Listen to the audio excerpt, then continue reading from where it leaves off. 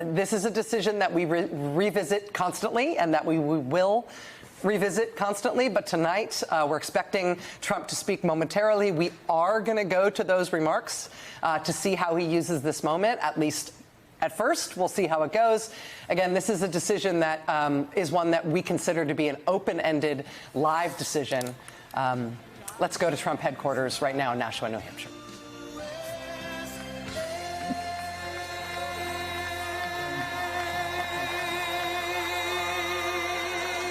Thank you, everybody. Thank you. Whoa.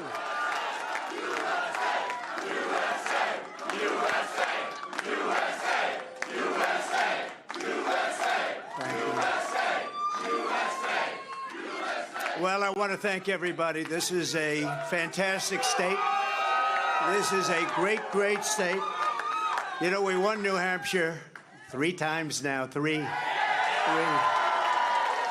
We win it every time. We win the primary, we win the generals, we've won it, and it's a very, very special place to me. It's very important. If you remember, in 2016, we came here and we needed that win, and we won by 21 points, and it was great. And today, I have to tell you, it was very interesting because I said, wow, what a great victory. But then somebody ran up to the stage all dressed up nicely when it was at 7, but now I just walked up and it's at 14. But she ran up when it was 7, and, you know, we have to do what's good for our party. And she was up, and I said, wow, she's doing... So there we go. So this is part of the issue here.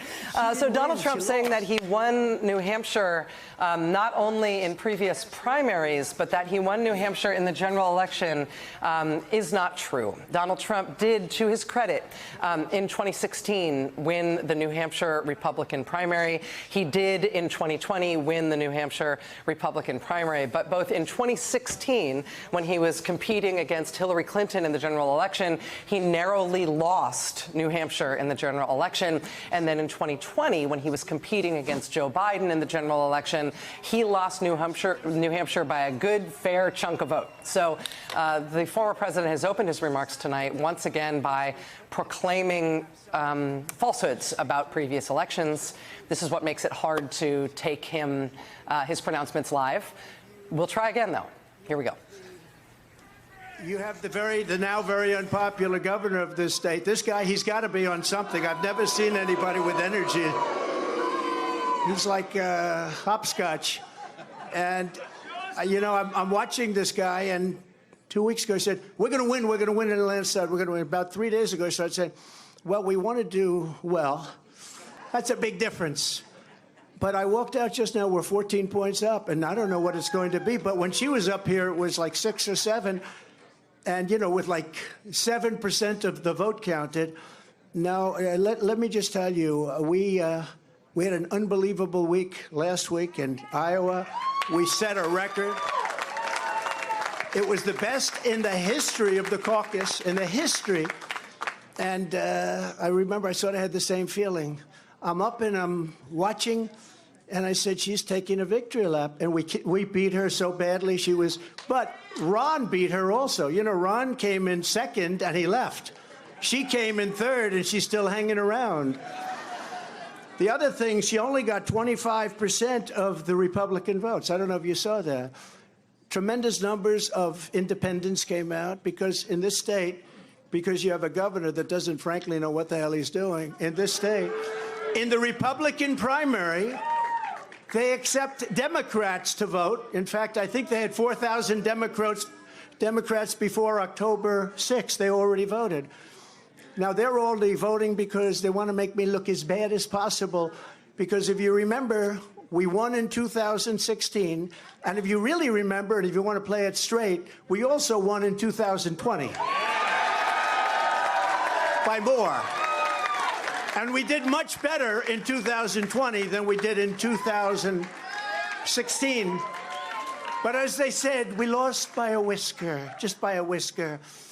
No. But we can't let that happen. You know, you have to have people that speak up. I said, I can go up and I can say to everybody, oh, thank you for the victory. It's wonderful. Or I can go up and say, who the hell was the imposter that went up on the stage before and like claimed a victory. She did very poorly, actually. She had to win. The governor said, she's going to win, she's going to win, she's going to win. Then she failed badly. Now, I have here, if he promises to do it in a minute or less, but the only person more angry than, let's say, me, but I don't get too angry, I get even. The only person, because he was there, and he did fantastically well, by the way, and then he endorsed me. And we don't have to talk about Tim Scott, who, by the way, just got engaged, we have to tell you. And that's more important than all of this stuff. But a man that got to know her very well is Vivek. I said, Vivek. I said, Vivek, go up and say a few words about it. He has to do it in 1 minute or less, and then we're going to just say, we had one hell of a night tonight. And one other thing, before Vivek comes, do you see that poll? We're going to put it up. We have beaten Biden. You could almost say, who can't? Who the hell can't? The man can't put two sentences together. He can't find the stairs off a stage. Who can't? But Vivek, 1 minute or less. Go do it, Vivek. What we saw tonight, Donald Trump giving an unusual victory speech in New Hampshire, in which he initially, at the outset of his remarks, said that he had won New Hampshire both not only previous primaries but had won in previous general elections. He lost both in 2016 and in 2020 in the New Hampshire general election contests. He then reiterated that and then handed over his victory speech to Vivek Ramaswamy. After saying we don't need to talk about Tim Scott, and by the way, he got engaged, and that's more important than any of this, and then we did one. So he seemed to suggest also that the governor of New Hampshire is on some sort of drug. Yes. He said, I don't know what he's on. Baseless. The governor, which I think is utterly baseless, just to be clear. Yes.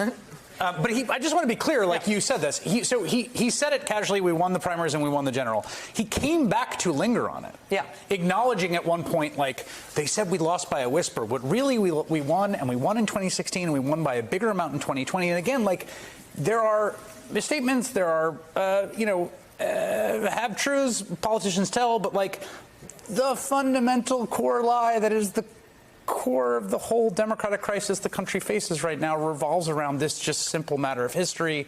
You see it reflected in 2/3 of Iowa primary voters saying that Joe Biden was not legitimately elected. 1/2 of those voters in New Hampshire, so this is just in a different category, I would submit. Well, let's just be really clear about this, right? So Trump saying tonight, after having won the New Hampshire primary, which he has done twice before, having then gone on to say, that's not enough. You can't just claim credit. You have to claim credit. You have to falsify the election results in the 2 times that you lost the state, is a form of like reality bullying in a way. And he's done this around Iowa as well. So, for example, he doesn't have bragging rights about winning the Iowa caucuses. He lost the Iowa caucuses in 2016 to Ted Cruz. But after winning the Iowa caucuses this time, he said, it's really great to have won it for 3 times in a row. Yeah. And he knows that it's not true, and he knows that everybody listening to him knows that it's not true. It's like his insistence on the date of the Spanish flu epidemic, or his insistence on what the hurricane track was going to be that he had to draw in with a Sharpie. It's an exercise in bending reality to his will and insisting that others follow. It's an exercise in making people who love him denounce reality and endorse his view instead as a form of fealty, as a form of loyalty. And it's a way of breaking the truth in our country and showing that his most loyal people will do that in a performative and effacing way. It's called religious faith. The psychiatrists who wrote the book about him, literally, all agreed that this is a very serious, lifelong problem. He's now in his 70th year of never being satisfied with reality, even on the days when he wins, because life can never, ever give him what he wants, his insecurity being so profoundly deep and permanent. The victory speech, by the way, in political campaigns in the primary season is always supposed to be about winning more voters. Yes, uniting the party. In the next election, whether that's the general election or the next state. You are supposed to reach out to voters who expressed a different feeling tonight. Say, reach out to the voters who voted for Haley. You don't have to specify that that's what you're doing, but every politician prior to Donald Trump has found a way to do that. He never has. And just, I think it's because you set it up with the last time, which is that, throughout these however many years we are now into this, 9 years, I suppose, right? 2015 is when he sort of starts. There have always been these moments where there's he's able to sort of perform some version of conventional campaigning. He stays on script and people say, oh, if only that, it's like a joke. It's a trope, right? If only that Donald Trump. And so last time in Iowa, it was a more conventional, it was gracious, it was thank you. So I'm glad that we saw that, because that's the sort of this sort of petulant incoherence, which is really kind of it's really the rhetorical register that he is at all times. I mean, and particularly in the last 3 days on the trail. I mean, I don't know if people have been seeing the clips, but it is a constant degree of essentially petulant incoherence. Into the war room to see you, so I had to hack my way onto this frequency. This better be critical, Wheelie. So, come on, when is it not, please? Okay, couple of things. I'm running low on the dough. I was thinking about taking a couple of months sick leave, maybe starting today. And, oh yeah, I intercepted a transmission from Megatron. Then send it through. Yes, sir, right away, sir.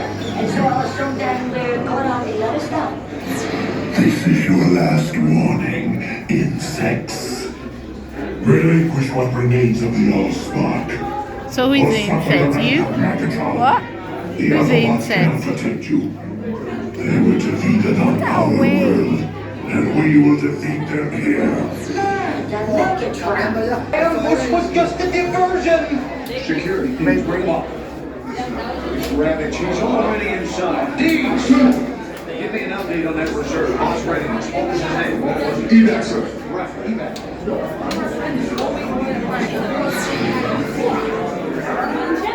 She's right in front.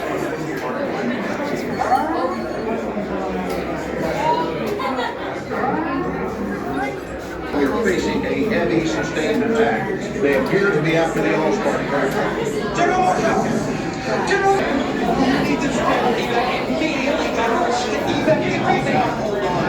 National security advisor.